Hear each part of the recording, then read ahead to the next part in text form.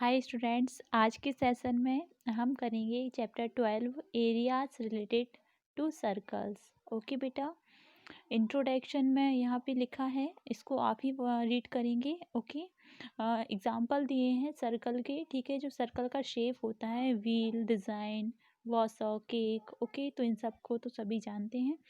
हम पढ़ेंगे page number 224, perimeter and area of circle a review, ठीक है।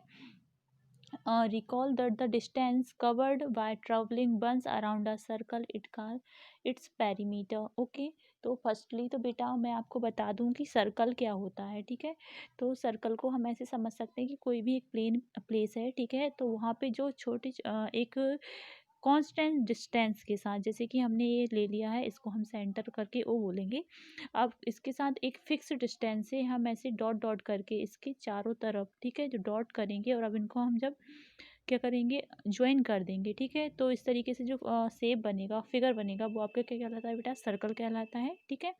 अब सर्कल, तो बेटा सर्क्यूमफ्रेंस क्या होता है। सर्क्यूमफ्रेंस मैं आपको बता दूं कि ये जो पूरा होता है, ठीक है, इतना जो जितने में हमारा सर्कल कवर हो रहा है, ठीक है, उस पूरे एरिया को आप क्या बोलेंगे, इस पूरी इसको अगर हम ओपन कर दें तो एक स्ट्रेट लाइन बन जाएगा, ठीक है बेटा। यदि सर्कल को आप ओपन करेंगे तो ये क्या आप होगा, आपका सर्कल का सर्क्यूमफ्रेंस होगा, ठीक है। आप ऐसे भी समझ सकते हैं जैसे कि हमारा रेक्टेंगल होता है, ठीक है बेटा।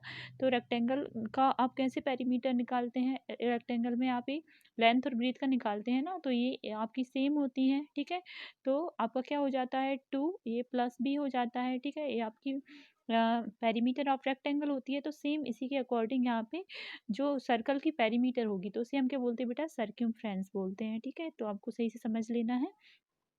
You also know that your earlier classes that circumference of a circle bears a constant ratio with its diameter। अब बताया गया है कि अर्लियर क्लासेस में आपने पढ़ा होगा कि जो बेटा सर्क्यूमफ्रेंस होता है, ठीक है, और डायमीटर होता है, तो उनके पास एक कांस्टेंट रेशियो होता है, ठीक है। दोनों में क्या होता है, एक कांस्टेंट रेशियो होता है जिसे हम पाई से नोट करेंगे। पाई क्या होता है, एक ग्रीक लेटर होता है पाई, ठीक है। तो आपको ये हमेशा याद रखना है, सर्क्यूमफ्रेंस अपॉन डायमीटर इक्वल टू पाई। ये जो रेशियो है वो हमेशा पाई के इक्वल रहेगा, ठीक है।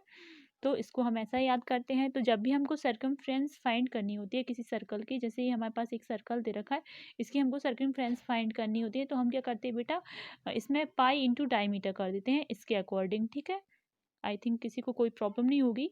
तो आपके पास डायमीटर आप देखेंगे, डायमीटर मैं आपको बता दूं क्या होती है बेटा। डायमीटर कोई भी सर्कल का एक ऐसी लाइन होती है जो सर्कल को उसके सेंटर से क्रॉस करके जाए, ठीक है, और सर्कल को दो इक्वल पार्ट्स में डिवाइड कर दे, ठीक है।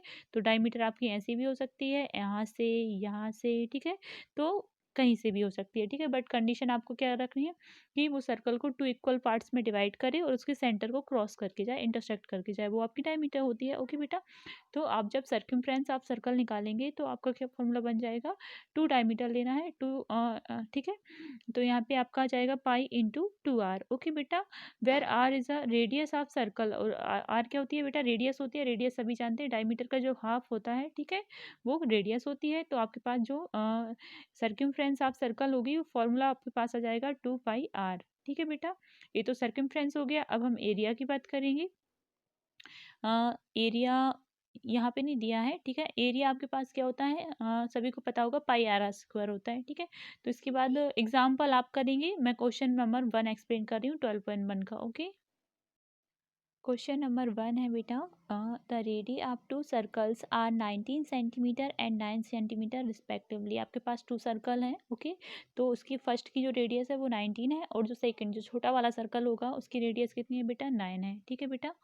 इसके बाद क्या बोला गया है, find the radius of circle which has circumference equal to the sum of circumferences of the 2 circles. तो आपको एक ऐसा सर्कल की रेडियस फाइंड करनी है जिसका जो सर्क्यूमफ्रेंस होगा वो इन दोनों सर्कल्स के सर्क्यूमफ्रेंस के क्या होना चाहिए, इक्वल होना चाहिए। आ रहा है बेटा, समझ आया। ऐसे भी समझ सकते हैं कि एक बड़ा सा सर्कल बनाएंगे, इसकी रेडियस हमने कितनी ले ली, 19 ले ली है, ठीक है बेटा। फिर एक छोटा सा सर्कल बनाएंगे, इसकी कितनी हो जाएगी, 9 हो जाएगी। तो हमको एक ऐसा सर्कल फाइंड करना है, पहले तो एक ऐसे सर्कल की रेडियस फाइंड करनी है, ठीक है, जिसका ये जो सर्क्यूमफ्रेंस सर्कमफ्रेंस होगा इस सर्कल का वो इन दोनों के सर्कमफ्रेंस के सम का इक्वल होना चाहिए। ठीक है, समझ आया आपको क्वेश्चन? तो हम यहाँ से कैसे सॉल्व करेंगे? रेडियस R1 फर्स्ट सर्कल की आप ले लेंगे 19, ओके बेटा 19 centimetre. Radius R2 second circle की 9 centimetre. Let the radius of third circle R, जो कि हमारे पास अभी नहीं है गिवन, तो हम उसको फाइंड करेंगे। ठीक है, R हमको जो फाइंड करना है, आप लिखेंगे सर्कमफ्रेंस ऑफ फर्स्ट सर्कल क्या होता है बेटा 2 पाई r होता है। तो यहाँ पे हम क्या लेंगे R1 लेंगे, तो 2 पाई इंटू 19 तो क्या आ जाएगा बेटा 18th पाई आ जाएगा। ठीक है, सर्कमफ्रेंस आप सेकंड सर्कल निकालेंगे, R2 9 दिया है तो यहाँ पे 38 पाई आया है, यहाँ पे 18 पाई आ जाएगा। ठीक है, अब आप थर्ड का निकालेंगे तो क्या आएगा 2 पाई r आएगा, क्योंकि इसमें हमारे पास r नहीं है अभी। ठीक है, given circumference of third circle equal to circumference of first circle plus circumference of second circle, ये आपके क्वेश्चन के अकॉर्डिंग है। ठीक है बेटा, तो आप क्या करेंगे 2 पाई r इक्वल टू क्या कर देंगे 38 पाई प्लस 18 पाई, तो आपका क्या हो जाएगा 56 पाई आ जाएगा। ठीक है बेटा, तो यहाँ पे आपको r की वैल्यू फाइंड करनी है रेडियस, तो आप r इक्वल टू 56 पाई अपन 2 पाई कर देंगे बेटा, तो यहाँ पाई से पाई कैंसिल आउट हो जाएगा और 2 से ये 56 28 टाइम आपका क्या हो जाएगा कैंसिल हो जाएगा, और आपके पास ये थर्ड सर्कल मतलब कि जो बड़ा वाला सर्कल है उसकी रेडियस आ जाएगी। ठीक है बेटा, क्लियर हुआ? तो इस तरीके से चैप्टर 12 हमको काफ़ी अच्छे से करना है, काफ़ी IMP चैप्टर है। ठीक है बेटा, तो आप इसके क्वेश्चन करके देखेंगे ज़्यादा से ज़्यादा, बाकी मैं नेक्स्ट वीडियो में कराऊंगी। Okay, thank you.